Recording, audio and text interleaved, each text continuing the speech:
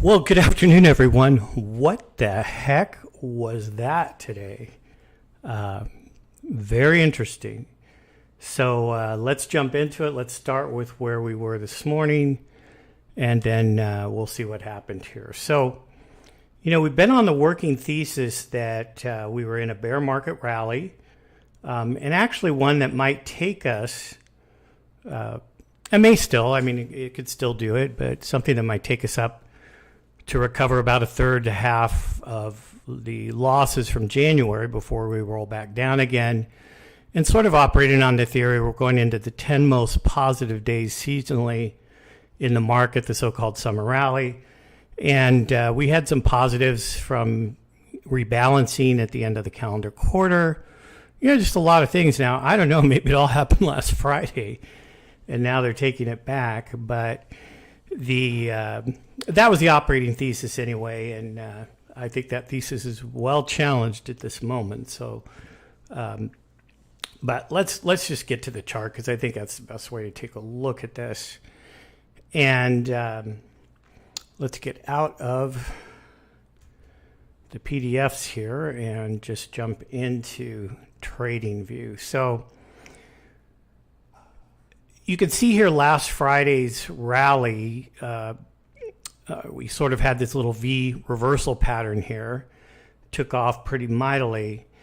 And what I've been telling you all week is that this inflection point here between 3,900 and 3,920, actually about 3,905 and 3,920, was an extremely important area and also a significant hurdle to get over. The things that we have sitting there, we've got the 21-day line, which is here in green. We've got the volatility trigger.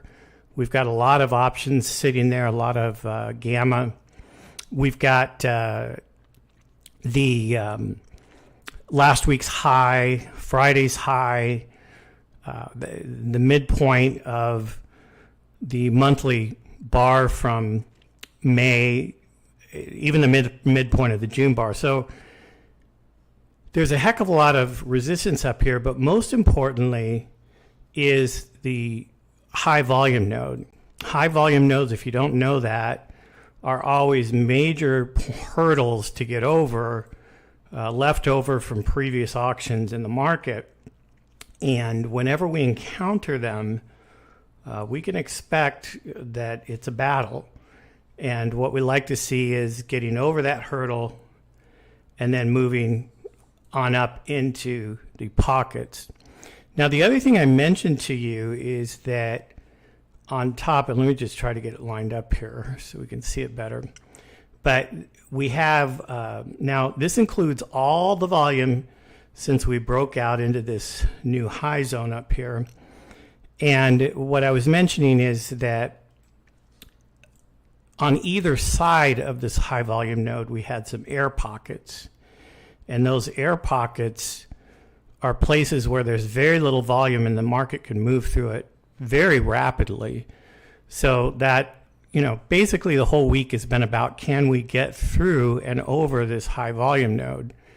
So it looked, honestly, I would have thought that given how oversold the market was, given the fact that we're coming out of a leading diagonal, a falling wedge, whatever you want to call it, you can draw that here.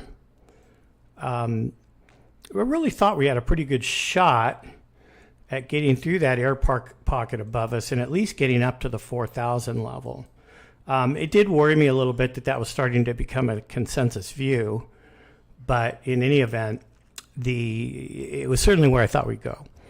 But today, they did the cruelest thing the market can do, which is to basically run all the stops right up in here, and I'm always looking for those stops, and fail at the 21, and even close below the 5 EMA, which basically we got stopped out of our swing position right up in here that we'd entered on Thursday. So we entered at about 37.88, and we got stopped out right here at about 38.88 for a 100-point S&P gain.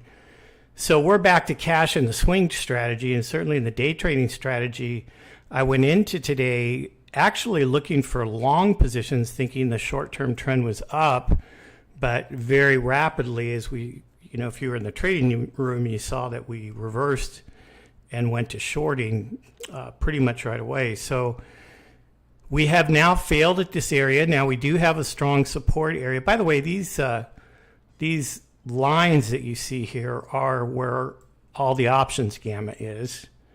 And this is the third largest gamma position. This is the fourth largest. There's your volatility trigger.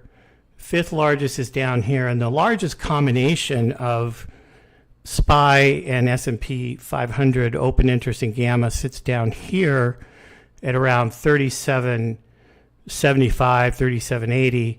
And that's where we broke out of the last balance range. So no surprises there. More than likely, we're headed down there to test that. This is the weekly expected move range here. We are still within that range, but we definitely popped outside of today's expected move, which again has been a fairly common occurrence in this volatility.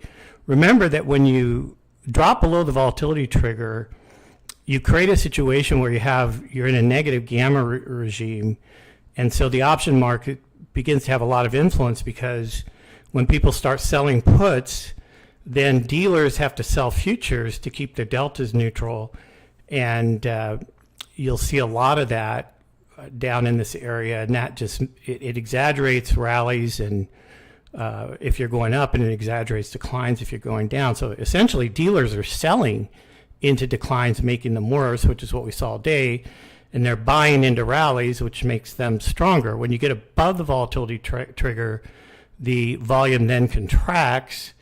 The volatility contracts, and then you get more mean reversion type of behavior where they're buying dips and selling rallies.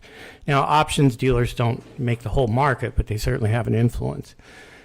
So I kind of call this one of those when what should happen doesn't days. I mean, we should, with the power that we had back here, with a lot of the positives going on, very short term, of course, been able to break through and take the market up at least to the next level, at least to the low volume node around 4,000, but we couldn't do it. So it is what it is, and that's why you never want to get married to a scenario. That's certainly not what I expected today, but I don't really care, because for me, it's always the same analysis. If this, then that. If not, then what? I'm always arguing both sides of the equation and taking it from there. So where does that leave us now? And by the way, let's take, I can give you sort of a granular look at what happened this morning. And you can see pretty much out of the gate, I call it a gap and crap. We gapped higher, and then, as I had warned this morning, the consumer confidence report, along with the PCE deflator, was coming out at 10. So it was about a half hour after the open, and that's really what sent the market south. Basically, consumer confidence is in the toilet. I don't think there's any surprise about that. And I've never seen consumer confidence drop like this without being followed by a recession. So I think a recession is in the cards. But the other thing we saw was they ran the stops above there, made one more attempt here. This is your sell signal right here. This is your market structure turning over. And we just went south from there pretty much nonstop. I mean, it really never stopped. I mean, the algos kicked in and the negative gamma kicked in, and the rest is history. It was pretty brutal. I mean, it just kind of nonstop. And you can see I've got all the key levels marked over here. We just kept dropping right through them, right through these lines. Maybe a little pause here and there. We paused a little bit, the overnight VPOC, paused a little bit, fought a little bit around the 21-day line, and then just, kept heading south. So it is a reversal bar on the daily charts. The other thing to note here is when you have a day where your point of control and your value area keeps moving lower, you generally want to follow that with your trades. I mean, to me, when we drop below this line, and we were getting to where our swing trade stops were. From that point forward, I think you'd have to conclude you're in a downtrend. I mean, you might have gone into a balancing range, but that was some pretty brutal selling. These are judgment calls you have to make, and if it's not clear, just stay the heck out until it is. Yeah, I mean, no one's holding a gun to your head to trade. It was a very profitable day for us in the trading room. We did what I call the initial balance trade, and that's kind of maybe some people call it the opening breach trade, but basically that trade is when it was up here. So after we opened, and this was our first 30-minute trading range here, when you breach that range, you can usually count on a trade that's at least double that distance. So in the trading room, this was our first trade right here. So we broke down, we set our target down here, and which was also where the 21 was, and we thought, well, that might be it. That might just be a short-term trade. But you can also see where we dropped below our algo trigger line here and a few other things. And so by the time this was all said and done, there just wasn't much to hang on to here. There's no reason. This is your VWAP coming down here, and rest is history. So where does that leave us? Let's go back to the daily chart. And what I see here is we've got a reversal bar. Here's yesterday's bar. We took that out. This has overnight data on it. If we switch it to the SPY, and we don't include the overnight data, you can more easily see the gaps here. So here is the gap higher. We managed to stall right around that gap. But again, this rejection from the 21, the close below the 5, and the fact that volume picked up on this decline is definitely showing distribution, although it's not huge volume. The other thing that's notable is this counted as a follow-through day. If you go back to William O'Neill's work, you get a low and then you have a follow-through day on greater volume that's at least 2%. But the one thing that will negate a volume day is distribution within the first few days. So unfortunately, the follow-through day is negated by today. So what does this all mean? Looking at the diagonal here, I thought this is probably your first wave down in the bear, and that's very similar to what we've seen in some of the past bear markets. So I thought maybe we could get a move up into this zone here. And again, it's not over. It might still happen. We're just now hitting those top 10 trading days, positive days, seasonal days in the year. And we affectionately call it the summer rally. So my theory was we take the summer rally, we come up into here in July and August, maybe even stay up or in this range for a few months, and then we roll over again in the fall. That may still happen. I'm not going to take it off the table, but this is not a positive development at all.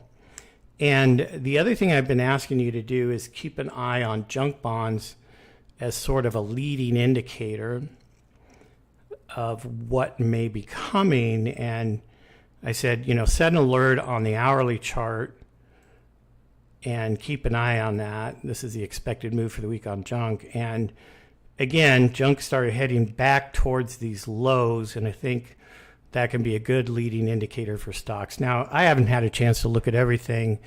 I'm also watching crypto carefully because, it's just, if anything, it's the one thing that's out there causing a lot of defaults and dislocation in the market. So I think we do want to keep our eye on that. We don't know what that could lead to, but we're already seeing, just a lot of damage in that area. And of course, it's another mania where everybody was participating. So it's going to hurt a lot of people. I don't know. We'll see. It's not. I'm not a big crypto fan, but I know a lot of people are. So I'd like to see. And again, you can see that high volume node here on Bitcoin. And if you look below that, your next high volume node's down here around 14,000. So if this area doesn't hold, that's where we're headed. So anyway, I'll leave you with that. Again, the key issue this week was the area we just failed from. It's not over till it's over. Things will get a little dicey now for the next few trading sessions as we come into Thursday's quarter end and also option expiration. I find those pretty difficult to trade. You get some distortions. You can get some pinning. There's all kinds of things that happen that can throw your usual approaches off. So we'll still be in the trading room on Thursday. We'll keep an eye on all this. But again, it's pretty negative development. Distribution, failure at a key level. And we'll see where it goes from there. Again, we made good money today. It was a great day in the trading room. And hope you'll join us at some point. I'm thinking about putting a free trial together for our YouTube subscribers again. We're brand new on YouTube. I mean, we are literally building this channel from scratch. Always take all your help and advice. If you enjoy this, please hit the like button. Share it with friends. We know what we're doing over here at Blueprint. And we'd love to have you join the community, join the channel, and just keep up with us here. So have a great afternoon. I'll be back in the morning, hopefully with a little bit more thorough analysis to take a look around, see what else happened, and try to help all of us make a little money. Again, remember these videos are for educational purposes.